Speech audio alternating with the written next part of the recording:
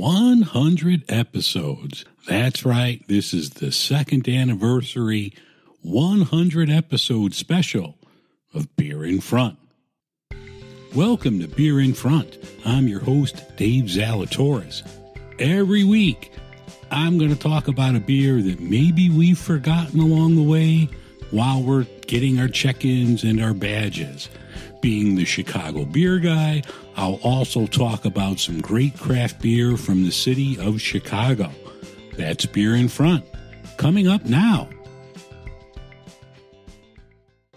Welcome to episode 100 of Beer in Front. How is everyone doing?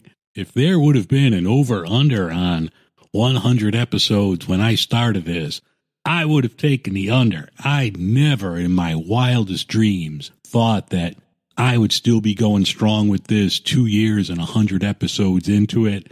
Not saying that I'm not enjoying this. I am, but I also know the type of person I am, and I'll have big ideas and maybe start tinkering with it, and then after a month or so just say, and I move on to something else. So the fact that I'm going strong 100 episodes into this really boggles my mind, and it's showing personal growth. I would not be doing this if it wasn't for the friends that I've met along the way, people that have supported the show, whether it's through Patreon or through the Buy Me a Coffee, people that I've met in the last 2 years that I've exchanged beer with, being on other podcasts, having other podcasters come on mine. It's really been a phenomenal ride. And I don't want to thank everyone by name because I know I'm going to leave people out, but everyone that, if you've supported the show, whether it's through monetarily or sent beer or even just gave a 5-star review, I appreciate it. From the bottom of my heart, it really means a lot. And, I'm really, really humbled that I have support. Slowly but surely, the numbers of the podcast are growing. So I'm 2 years into this. It took a year and a half to get to 5,000 total, downloads / listens. And I'm on pace to hit another 5,000 in less than a year. So there is growth that's very encouraging. If anyone wants to get into podcasts, it's not going to be an overnight sensation. If you want to be one, don't talk about beer and jagoffs, but it's definitely not an overnight sensation, but it's very rewarding to see the growth of the show slowly but surely. From the original ideas that I had for this to where we are now is almost night and day. I always wanted, my focus of this was going to be old school beers, talking about new craft beer and Chicago craft beer. And for a while, it kind of morphed into some of that and then into a political rant with the Jagoff segment. And some of that was pivoting due to the pandemic and needed more things to talk about. And also some of it was just laziness on my part because, frankly, the segment is fun.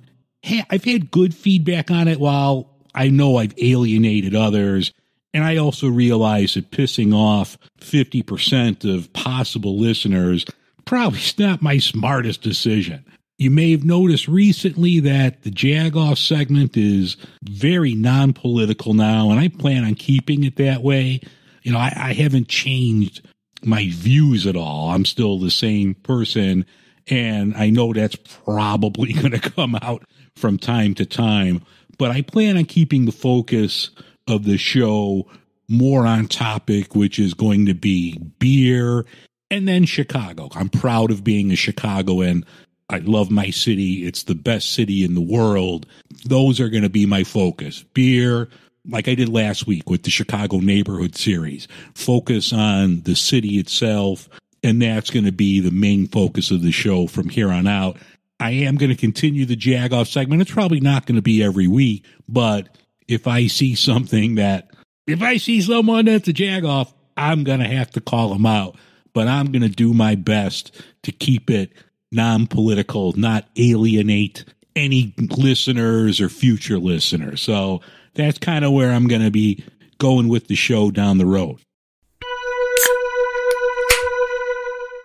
Euphoria, a Greek word meaning having beautiful thoughts and a well-balanced mind. A balanced mind and body bring inner strength and self-confidence to power your best self. Euphoria Wellness, spelled EUVOIA Wellness, is created to help you be your best self. All of our products are made using full-spectrum CBD, meaning we use all the therapeutic parts of the hemp plant. If you have areas of discomfort or pain, our CBD Relief Roll-On is perfect for getting deep into your sore joints and muscles. A good night's sleep is vital to good health. Our sleep oil gives you better REM sleep and more refreshed mornings, while our regular full-spectrum oils are truly the liquid gold you need for your daily routine, making your days more focused and less stressful. Go to Euphoria Wellness, EUVOIAWellness.com, and find the natural solution for your wellness needs. That's EUVOIAWellness.com, and use promo code WELLNESS at checkout for 15% off your purchase. In beer news this week, very sad news out of Chicago. On early Monday morning, the apartment building next to the Twisted Hippo Brewery, which is really close to where I live, the apartment building caught fire, which spread to Twisted Hippo. There was, in the same building with Twisted Hippo, there was a ninja, I think it was like a child karate studio. They're both gone. It's just horrible. The people, luckily no one was hurt. I saw on the news that there was one person in the apartment building that was taken to the hospital. This happened in the middle of the night. So it was like 3:30, 4 o'clock in the morning. So luckily there was no one in the brewery or this ninja studio. I mean, thank God for that no one there was hurt, but they're both gone. The one report that I'm recording this on Monday evening, and on Monday morning that the Chicago Fire Department said they're going to have to demolish the building because it's unsafe and it's buckling into the main road, which is Montrose Avenue. The owners of Twisted Hippo are really good people. They're very supportive of the Chicago and local beer community. When the Chicago teachers were on strike, they let them meet there, gave them a place to use the restroom, gave them discounts. So they're good, solid people in the community. I remember, I don't know the owners really at all. I've met the woman that owns it. She co-owns it. I've met her once at my bachelor party. It wasn't a big bachelor party. I was with my friends Dave. Yes, I know a lot of Daves. And my friend Ben, and we stopped there at the end, and we were talking to the owner. She gave us a shot of Malort, a really nice person. Every time I've gone there, the staff has been fantastic. This really just breaks my heart. There is a GoFundMe for the owners of this to help them along. I will include the GoFundMe in the show notes. If you have a couple dollars you could throw their way to help them out, please do. It's just horrible, devastating news out of Chicago where Twisted Hippo, unfortunately, it's gone. It's just very sad. Oh, I'm not going to talk about the beers that I had this week.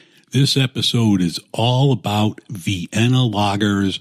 The first beers I talked about on the podcast was the first craft beer I ever had, which was Samuel Adams Boston Lager, which is a Vienna Lager. And I also talked about the Dovetail Vienna Lager. This week, I'm also going to have another local Chicago area one from Goldfinger. So I'm going to have 3, and I'll talk about all of those this week on the show. The Vienna Lager was really the first pale lager in the world. It predated everything else that you would consider to be a pale lager. The brewer, Anton Dreher, he took what he learned on trips to England, brought it over to Austria, came up with ways of drying the malt with air instead of direct heat, which was the way things were done back there, to make a Vienna malt, which turned out to be the malt used in Vienna Lagers. World War I left Austria in economic ruins, and the beer kind of disappeared from Austria and Vienna. In 1861, Napoleon III invaded Mexico and brought over some brewers with him, and they started making Vienna lagers in Mexico. The style grew, in popularity over in Mexico, and they added adjuncts and things like that, which made it different than your traditional Vienna lager. But even to this day, Negro Modelo is considered a Vienna lager. Now, back in my home brewing days, I was pretty much, when I brewed with my good friend Ben, we just did ales. I never did a lager because we didn't have the equipment for it, things like that. But from doing the research on Vienna lagers, a couple things that I was reading says it's one of the most difficult lagers to produce, and there's really no room for error. In addition to the 3 Vienna lagers that I'm going to have here, other examples of the style, one is another Vienna lager that I love is from Great Lakes. It's their Elliot Ness. That is considered a Vienna lager, but they don't even call it a Vienna lager. I believe they call it an amber lager, like even Sam Adams. They don't call their Boston lager a Vienna lager. They just call it a Boston lager. So I guess, if things aren't exactly 100% up to what a Vienna lager should be, they can get away with it because it is such a difficult, beer to brew. Now, the first one that I'm going to have is from a brewery in Downers Grove, Illinois, called Goldfinger. This is their Vienna style lager. Let's crack this one open. Oh, the color on this one from Goldfinger is great. All Vienna lagers have a nice, dark, amber color to it. Wonderful, a beautiful color. I think I even mentioned in episode 1 that if I could paint my house the color of a Vienna lager, I would. The color is terrific. The aroma, I get very little hops. There's some noble hops there, but I get more of like a breadiness from the malt. I don't get anything roasted here. It's just a clean, bready-like malt with some hops. Oh, yeah. The taste is excellent. The first thing I get from the taste is the malt. I get the sweetness from the malt up front, followed by the spiciness from the German hops on the back end. It's not an overly hoppy beer, but you really get, at least for me, I get the nice spiciness. I don't know what the technical term is. I'm not that kind of guy, but there's a little spiciness to this, a little bitterness. It's a wonderful taste. I love this one from Goldfinger. The carbonation on this one from Goldfinger is right in the middle. It's not a overly carbonated beer. It's not flat. It's got a nice balance. It's right in the middle. It tastes good going down. It goes down easy. It's a very nice, easy, smooth drinking beer. I usually don't rate beers here on the podcast because the show is just the beer in front of you. Just enjoy the beer in front of you. But since I'm going to have 3 beers from the same style, I'm going to do it this week. So for the Goldfinger, the way I score it, it's on a 1 to 10 basis. I weigh things differently. For me, taste is the most important than everything else. So, but for here on a 1 to 10 scale, this was a 8.5. Excellent beer, something you could drink all the time. You could bring this to a party. No one's going to turn their head at you. This is just an all around solid beer. If you like Vienna lagers, pick up the one from Goldfinger in Downers Grove, Illinois. The next Vienna lager I'm going to have is from Dovetail in Chicago, right down the street from me. I've had this one 1,000 times. One of my favorites. This was one of the ones that I had on the very first episode of the show. So let's revisit Dovetail's Vienna style lager. the color on the Dovetail is lighter, not by a lot, but it's lighter than the Goldfinger. Still very good aroma. I get the nice brightiness of the malt, really good aroma here. The taste on the Dovetail is a little lighter than the Goldfinger. It's still very good. I definitely get more of a lighter malt flavor up front, very like bread-like, cracker-like up front, with a little bit lighter of a spiciness from the hops on the back end. This is also more carbonated, I feel, than the Goldfinger. Yeah, there's definitely more carbonation into this. This is a very good beer. This is another one that I would go to all the time. I think if I had to choose between the two, I would go with Goldfinger. This one I gave an 8. It's a really good beer. It's probably my go-to when I go to Dovetail because I like this one so much. This one has a nice, clean aftertaste.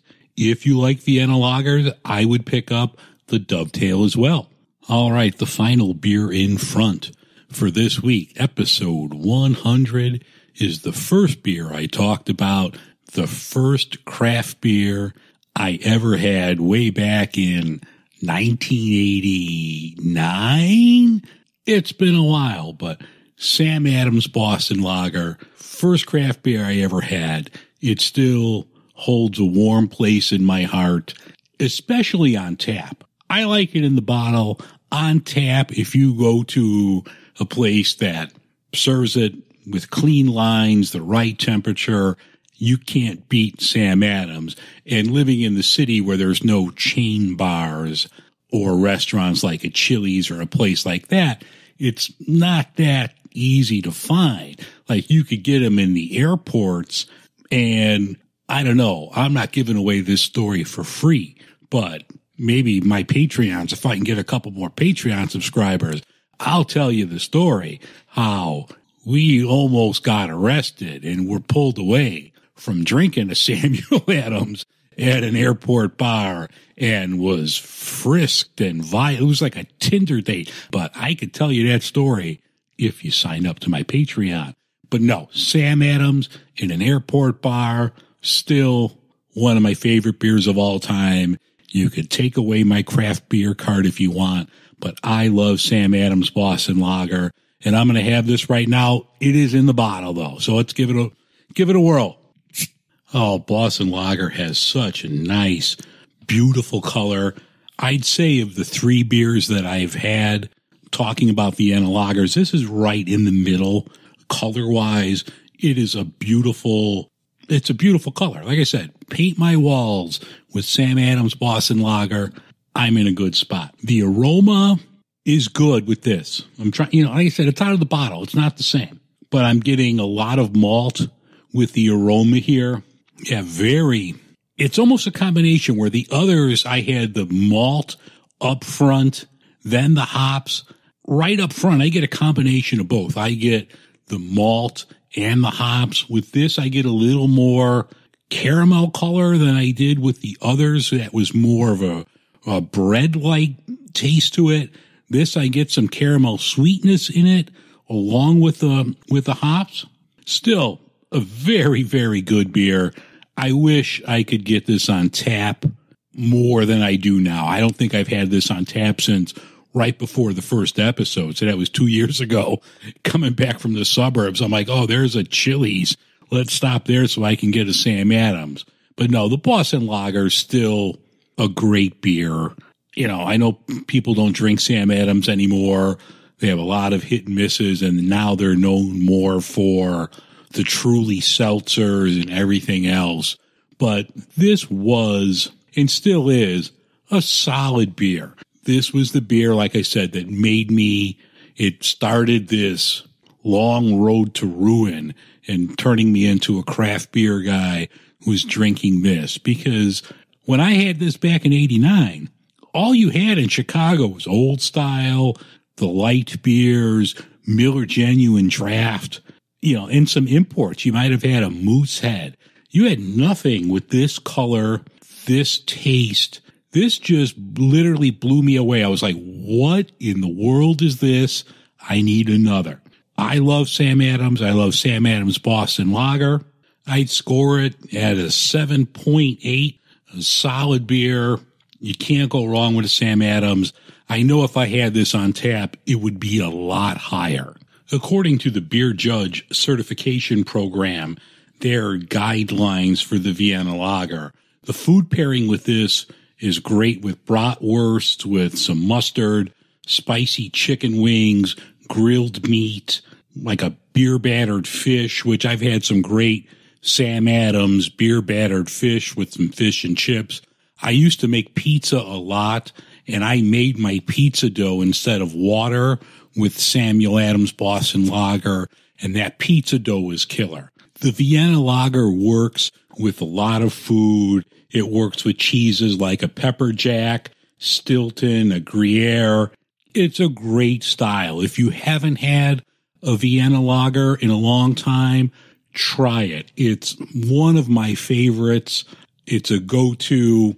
It's an awesome beer. So whatever you have, whatever brewery you can get to, if they make a Vienna Lager, by all means, try it. I love Vienna Lager. So thanks for putting up with me on this really long segment on Vienna Lagers. All right, here is your Jag-Off of the Week. The Olympics just ended over the weekend, and there's a cross-country skier from Finland. His name is Rami Lindholm. Now, I guess it was cold during the 50-kilometer race at the games in China, and they had to shorten the race between 50 kilometers to 30 kilometers, but it was cold. The wind was howling, and Rami Lindholm got frostbite on his penis. Now, this isn't the first time Mr. Lindholm had frostbite on his penis. So I'm thinking, I don't know, I'm not a world-class athlete. I'm just a Chicago beer guy.